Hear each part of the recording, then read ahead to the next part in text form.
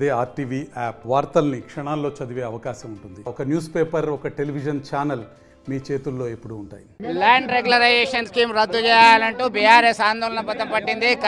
మానకొండూరు మండల కేంద్రంలో మాజీ ఎమ్మెల్యే రస్మయ్య అలాగే జీవి ఆధ్వర్యంలో పెద్ద ఎత్తున ఆందోళనకు సిద్ధమైనటువంటి పరిస్థితి. చెప్పండి, ఎట్లా చూడొచ్చు ఎల్ఆర్ఎస్కు సంబంధించి రాష్ట్ర వ్యాప్తంగా తెలంగాణ రాష్ట్ర సమితి అధినేత కేసీఆర్ ఇచ్చినటువంటి పిలుపు మేరకి మీరు ఆందోళన చేపట్టడం జరిగింది. ఏం డిమాండ్ చేస్తున్నారు? ముఖ్యంగా అందరి డిమాండ్ ఒకటే కదా, ఎల్ఆర్ఎస్ను మనం ఉచితంగా చేయమని చెప్తా ఉన్నాము. గతంలో కాంగ్రెసే చెప్పినది. గతంలో గౌరవ ముఖ్యమంత్రి కేసీఆర్ గారు ముఖ్యమంత్రిగా ఉన్న కాలంలో దీన్ని రెగ్యులరైజ్ చేద్దామని అనుకున్నప్పుడు, తక్కువ నామినేట్తో చేద్దామని అనుకున్న తక్కువ ధరతో చేద్దామని అనుకున్నప్పుడు ఇదే కాంగ్రెస్ ప్రభుత్వం అందరూ కూడా దీన్ని వ్యతిరేకించి దీన్ని కోర్టులో కూడా వేసినటువంటి పరిస్థితి ఉన్నది. ఇలా ఎవరైతే శుద్ధపూసలు చెప్తా ఉన్నారో బట్టి గారు కావచ్చు, అలాగే కోమటిరెడ్డి వెంకటరెడ్డి కావచ్చు, సీతక్క గారు కావచ్చు, రేవంత్ రెడ్డి కావచ్చు, అందరూ కూడా మాట్లాడిన విషయం ఏంది, ఇది పేదలది కాబట్టి ఖచ్చితంగా దీన్ని ఫ్రీగా చేయాలని చెప్పినారు. అది అక్కడితోనే ఆగడం జరిగినది.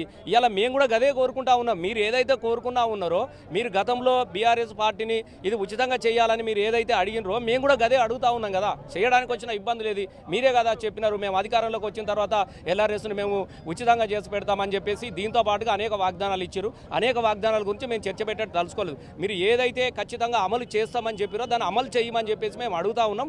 ఖచ్చితంగా అది అమలు జరిగే వరకు కూడా మేము ఖచ్చితంగా ప్రజల వైపు నిలబడి మేము కొట్లాడతాం. ప్రజా సమస్యల మీద పోరాటం స్టార్ట్ అయింది అనుకోవచ్చా? ఇప్పుడు మీరు గతంలో మాజీ ఎంపీ వినోద్ కుమార్తో పాటు పంట పొలాన్ని పరిశీలించారు. ఎట్లా ఉంది పరిస్థితి అసలు? అంటే మీరు అందరూ చూస్తూ ఉన్నారు, మేము పోరాటం చేయాల్సిన అవసరం ఉంది. ప్రజలే పోరాటం చేస్తూ ఉన్నారు. ఇలా ప్రజలు ఏ గ్రామానికి వెళ్ళినా కూడా చర్చ మొదలైంది. అనవసరంగా చెంపలేసుకున్నటువంటి పరిస్థితి వచ్చినది.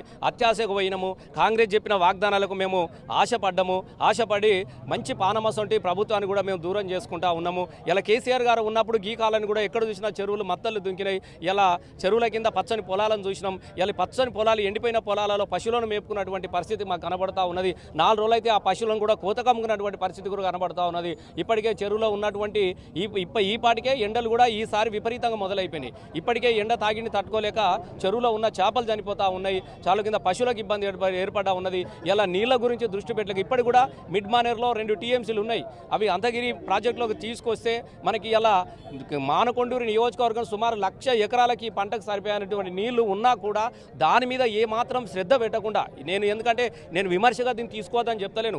అధికారంలో ఉన్నటువంటి ఈ ప్రాంత ఎమ్మెల్యే కూడా చెప్తా ఉన్నా, ముందుగా నువ్వు చేయాల్సిన పనులు ఏవైతే ఉన్నా ఒకసారి పరిశీలన చేసుకోండి, ఒకసారి మాట్లాడి ఈ పంటను కాపాడుకోవడానికి ప్రయత్నం చేయాలని చెప్పేసి మేము అడుగుతా ఉన్నాం. నేను 10 సంవత్సరాల కాలంలో ఏ ఒక్కరోజు కూడా ఒక్క వరి మొక్క కూడా ఎండిపోకుండా పంటను కాపాడుకున్నటువంటి పరిస్థితి కూడా ఉన్నది. ఇలా సరే ప్రజలు అవకాశం ఇచ్చినారు, మేము దాన్ని వ్యతిరేకించట్లేదు. కనీసం ఆ ప్రజలు ఏ నమ్మకంతోనైతే మిమ్మల్ని గెలిపించుకున్నారో కనీసం ఆ నమ్మకాన్ని, ఆ భరోసా నిలబెట్టుకునే ప్రయత్నం చేయమని చెప్తా ఉన్నాం. వాళ్ళు ఏం పైసలు అడుగుతలేరు, పొలం అడుగుతలేరు. అయ్యా చెరువులో ఉన్న నీళ్ళు అడుగుతా ఉన్నారు. దాన్ని నీళ్ళు ఇప్పించే ప్రయత్నం అన్న చేయమని చెప్పేసి మేము అడుగుతా ఉన్నాం. ఖచ్చితంగా రానున్న వారం 10 రోజుల లోపల ఖచ్చితంగా పార్టీ నిర్ణయం మేరకు మేము కొన్ని నిర్ణయాలు తీసుకుంటాం.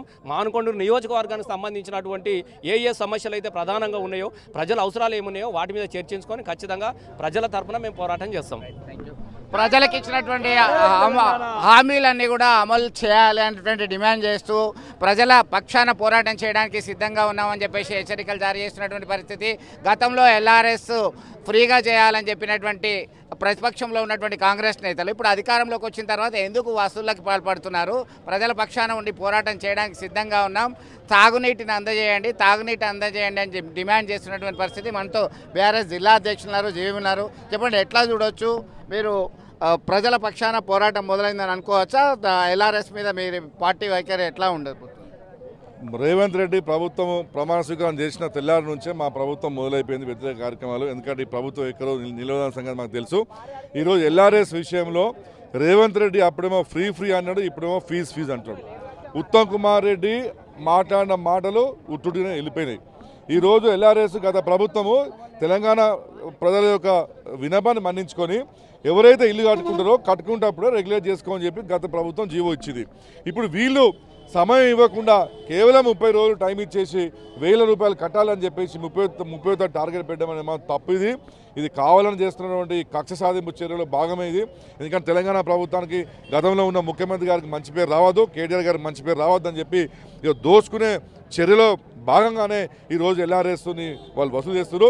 మేము కోరుతున్నాం, బిడ్డ నువ్వు చేయాల్సింది వసూలు కాదు, ముందు మా ఊళ్ళలో చెరువులు ఎండిపోతూనే నీళ్లు నింపు, మా రైతులకు నీళ్ళు ఇయ్యి, కరెంటు ఇయ్యి, అంతే తప్పించి ఇటువంటి స్కీములు పెట్టి మాత్రం తెలంగాణ ప్రజలు ఇబ్బంది పెడితే ఈ విధంగా రోజు ఒక ధర్నాలు ఈ యొక్క నియోజకవర్గ కేంద్రంలో ఊళ్ళలో జరుగుతాయని చెప్పి కూడా మేము తెలియజేస్తూ ఇప్పటికైనా రేవంత్ రెడ్డి గారు అదేవిధంగా ఉత్తమ్ కుమార్ రెడ్డి గారు ప్రజలకు క్షమాపణ చెప్పాలని చెప్పి డిమాండ్ చేస్తున్నాం. మొత్తం మీద గత కాలంలో తెలంగాణ సాధన కొరకు ఉద్యమం చేసినట్టుగా ప్రజల పక్షాన ప్రజల పంట పొలాల్ని రక్షించడానికి, ప్రజలకు ఇచ్చినటువంటి హామీలను అమలు చేయడానికి, ప్రజల పక్షాన పోరాటం చేయడానికి గులాబీ పార్టీ సిద్ధంగా ఉందని హెచ్చరికలు జారీ చేస్తున్నటువంటి పరిస్థితి. ఎల్ఆర్ఎస్ మాత్రం ఫ్రీగానే ఇంప్లిమెంట్ చేయాలని డిమాండ్ చేస్తున్నారు. విడిజల్ సుమంత్తో కలిసి చంద్రశేఖర్ RTV మానకొండూరు నుంచి. మరిన్ని వీడియోస్ కోసం ఛానల్ ని సబ్స్క్రైబ్ చేయండి. లేటెస్ట్ అప్డేట్స్ కోసం వాట్సాప్ ఛానల్ ని ఫాలో చేయండి. అండ్ లింక్ డిస్క్రిప్షన్ లో ఉంది.